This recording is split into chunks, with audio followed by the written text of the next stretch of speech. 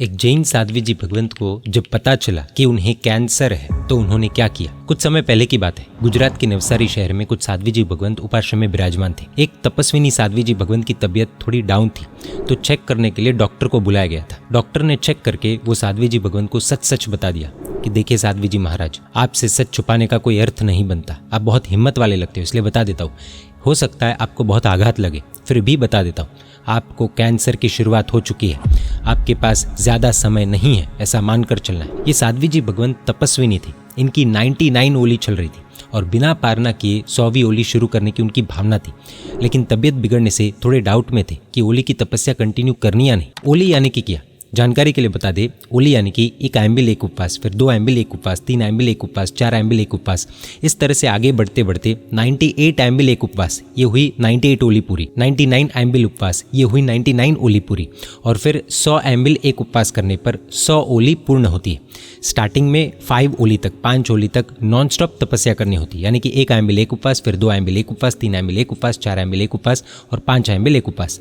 ये 20 दिनों की तपस्या पूर्ण करने को ओली का पाया डालना कहते हैं। यहाँ पर 5 ओली पूर्ण होती है, इसे फाउंडेशन कहते हैं। इसके बाद चाहो तो गैप लेकर फिर 6 ओली अलग से कर सकते हैं, यानी कि 6 एम्बिल और फिर 1 उपवास, ये हुई 6 ओली पूरी।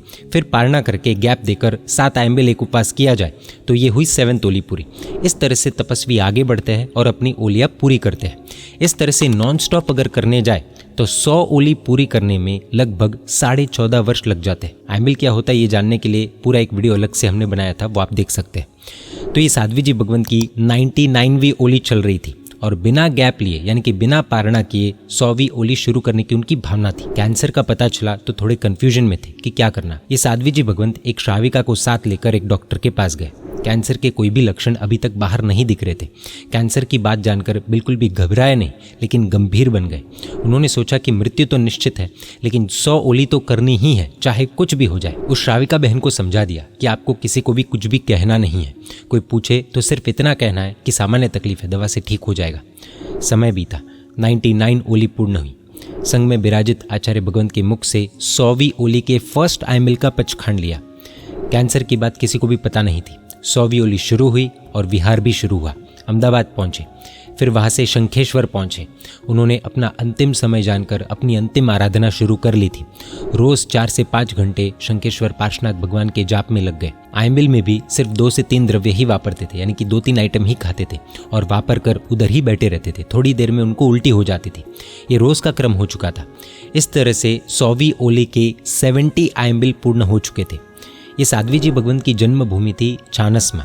तो पूज्य साध्वी जी भगवंत के सांसारिक माता पिता की तीव्र इच्छा थी, भावना थी कि उनकी 100वीं ओली का पारना उनकी जन्मभूमि पर हो। विनंती स्वीकार की, चानस्मा पहुंचे। परमात्मा की कृपा से, गुरु की कृपा से 100वीं ओली पूर्ण की और वहां पर 100वीं ओली का पारना हुआ। साध्वी जी भगवंत को अत्यंत आनंद हुआ। इस दौरान पूज्य साध्वी जी भगवंत की तबीयत ज्यादा बिगड़ गई। डोली में पाटन लाए गए, डॉक्टर को बुलाया गया। डॉक्टर ने चेक करके कह दिया कि इनको तो कैंसर का लास्ट स्टेज है। साध्वी जी भगवंत तो पूरी तरह से तैयार थे। ये साध्वी जी भगवंत को तपस्या के साथ साथ 2 चीजें बहुत प्यारी थी। एक था स्वाध्याय और दूसरा सिमंदर स्वामी परमात्मा की भाव यात्रा।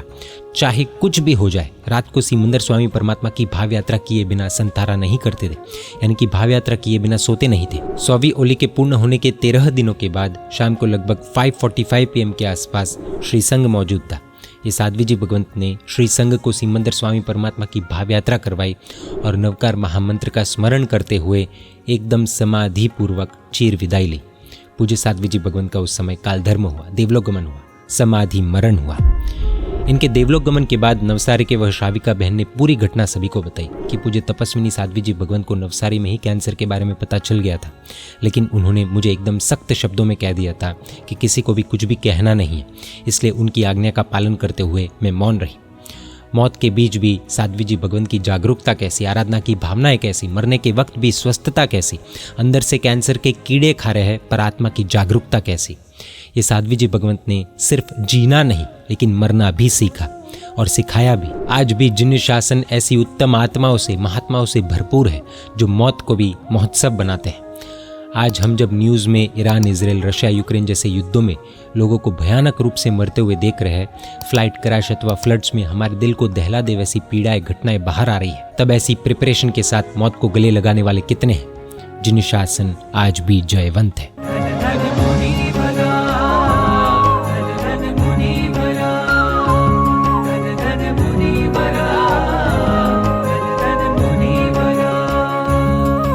जय जिनशासन, जय महावीर।